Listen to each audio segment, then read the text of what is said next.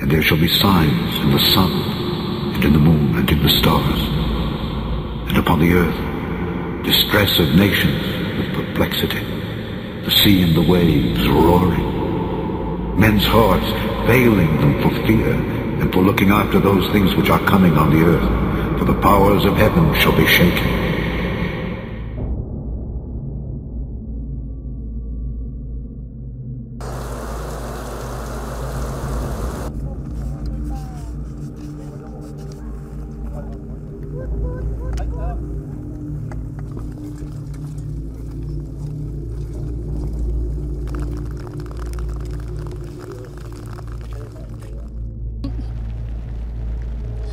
It's so painful because this is the first time that super typhoon is in the Philippines.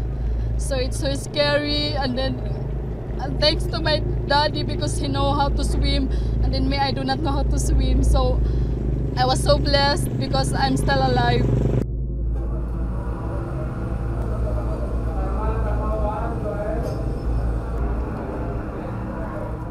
Quarter past the hour on a Fox News alert. Right now, emergency crews are racing to reach the areas hardest hit by Typhoon Haiyan. What are the conditions there like on the ground right now? Joining us on the phone from the Philippines is Gwendolyn Pang, Secretary General of the Philippine Red Cross. Good morning. Thanks for being with us.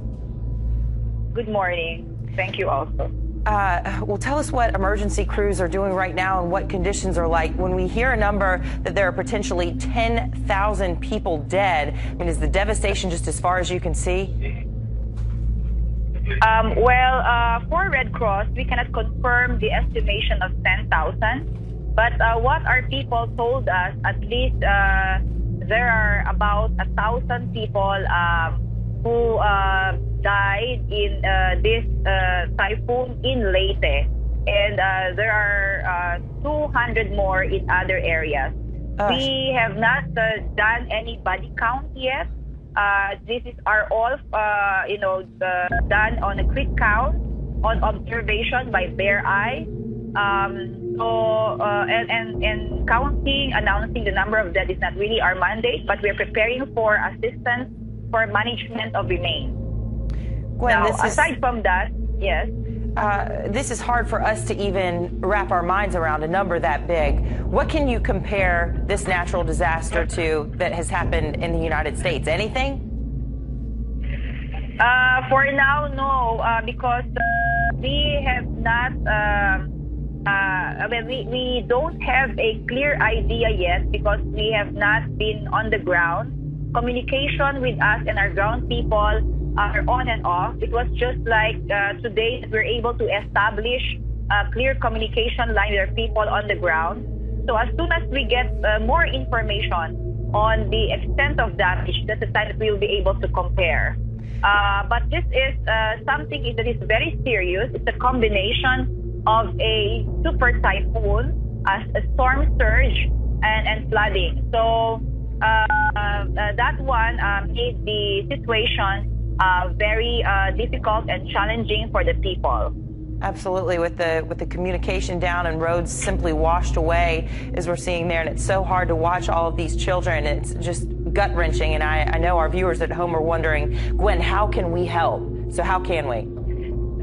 Well, thank you very much for the opportunity. You can help by contributing to this whole effort. We have a donation portal. You can just log on to redcross.org.ph/donate. There, we have listed their options of donations by bank, by online portal, credit card, or U-Share, or PayPal. We accept donations in those forms. And thank you so much. Absolutely. We've got that on the screen there for our viewers. Gwen, thank you so much for your time, and you stay safe out there yourself. We begin with a Fox News alert. American aid is now on its way to the Philippines. Hello, I'm Greg Jarrett, and welcome to America's News headquarters. Rescue crews sifting through the rubble in search of survivors after a super typhoon battered the tiny Pacific Islands on Friday. And now, the Secretary of Defense, Chuck Hagel, ordering the U.S. Military Pacific Command to help with the search and rescue efforts there. Hundreds are confirmed dead, the death toll expected to rise into the thousands.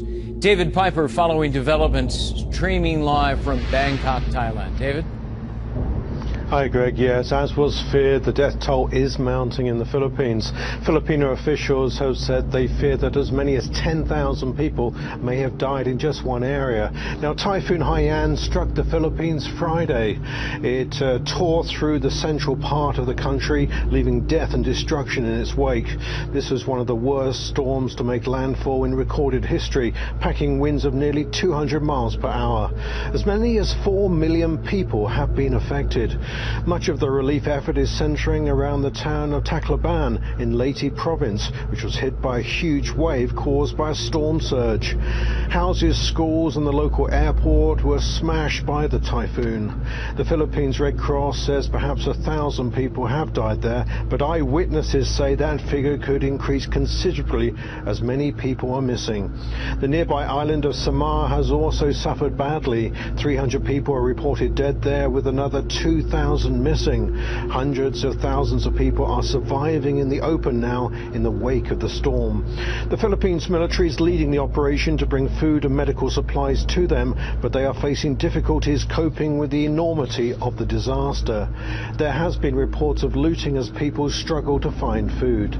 Philippine Interior Secretary Ma Roxas, who viewed the disaster area by helicopter, says the scale of the relief operation now needed is overwhelming. An international effort is now gearing up to help the Philippines.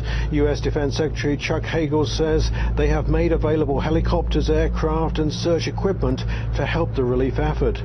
Typhoon Haiyan is now bearing down on Vietnam. A massive operation to evacuate the coast there is underway. It's now believed to have changed direction slightly and may make landfall north of the capital, Hanoi. But it is weakening now and hopefully won't cause so much devastation in Vietnam. But Greg, there are reports now of another typhoon which is bearing down on the Philippines. Back to you. Tough situation there. We'll check back with you. David Piper streaming live from Bangkok. David, thank you. To give you some idea of the strength of this superstorm, nearly 480,000 people in the Philippines have been displaced. Sustained winds reaching 195 miles per hour. Some gusts were as high as 235 miles per hour. Compare that to Hurricane Katrina, which did so much damage. Winds during landfall 125 miles an hour.